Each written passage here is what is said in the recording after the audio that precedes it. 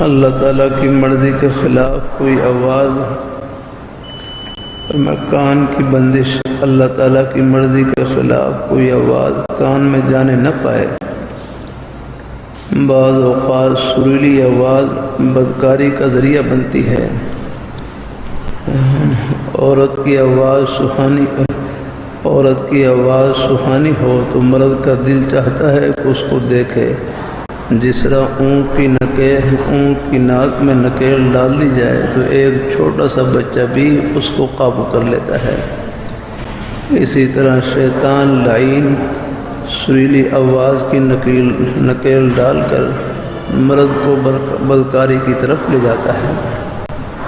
اور آج کل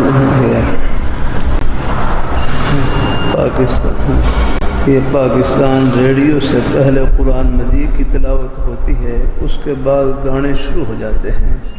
یہ تو اسلام کا مذاق اڑانا ہے۔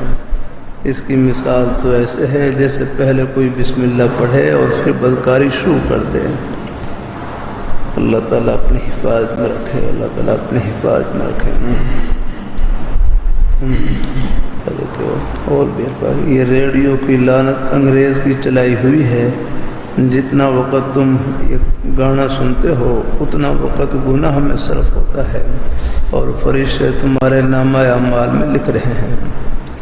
بلکہ حدیث شریف میں آتا ہے الغنا منتر الزنا، گانے سننا یہ زنا کا منتر ہے۔ اللہ تعالیٰ سب کو اللہ اپنے حفظ و امان میں رکھے۔ میرے حضرت فرمائے لگے اللہ تعالیٰ نے ہمیں نیکی کے اتنے مواقع عطا فرما رکھے ہیں، گناہ کی تو ہمارے پاس فرصت نہیں ہے۔ دن میں اللہ نے 5 نمازیں فرض فرما دی، اور ہم پھر اس کے بعد اپنے ضرورت کے جائز کام کریں یا کریں تو اپنے کسی نہ کسی نیک جائز کام میں لگے رہیں تو دوسری چیز کی فرصت نہیں ملے گی۔